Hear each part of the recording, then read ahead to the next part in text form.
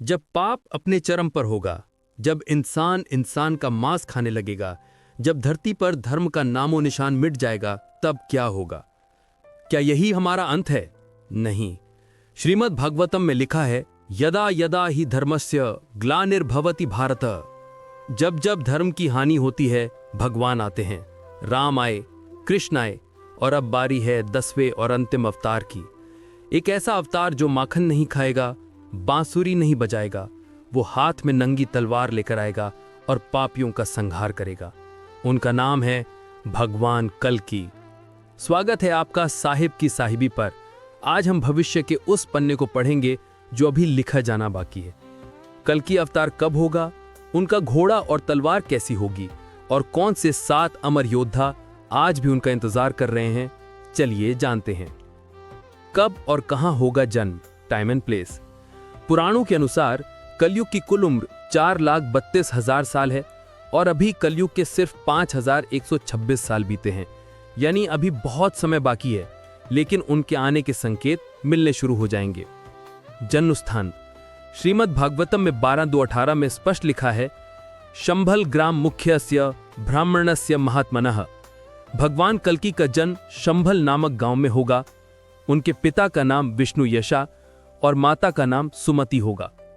बहुत से लोग मानते हैं कि यह शंभल उत्तर प्रदेश में है, लेकिन कई विद्वान मानते हैं कि शंभल एक गुप्त स्थान है जो हिमालय की घाटियों में कहीं छिपा है, जो सिर्फ सही समय आने पर ही दुनिया के सामने आएगा।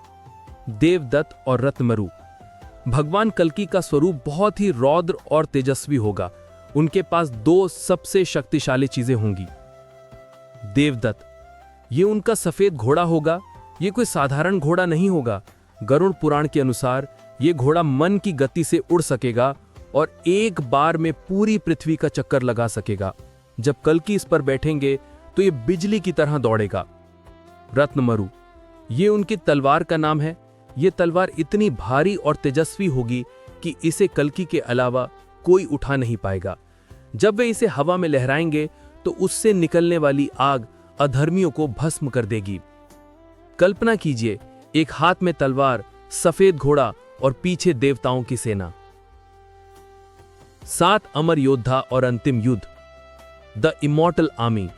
लेकिन भगवान कल्कि अकेले नहीं लड़ेंगे। क्या आपने कभी सोचा है कि अश्वत्थामा आज तक जिंदा क्यों हैं?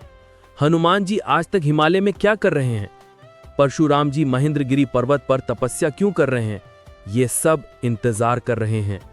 ये 7 चिरंजीवी हैं, यानी इमॉर्टल्स, जिन्हें भगवान ने कलयुग के अंत तक रुकने का आदेश दिया था। जैसे ही भगवान कल्कि का जन्म होगा, परशुराम जी उनके गुरु बनेंगे और उन्हें युद्ध कला सिखाएंगे। फिर कलयुग के अंतिम युद्ध में अश्वत्थामा और हनुमान जी कल्कि की सेना के सेनापति बनेंगे। सोचिए, वो मंजर कैसा होगा जब कलयुग की आधुनिक सेनाओं, मशीन गन्स और मिसाइलों के सामने भगवान कल्कि अपनी दैवीय शक्तियों और इन अमर योद्धाओं के साथ खड़े होंगे। सतयुग की शुरुआत।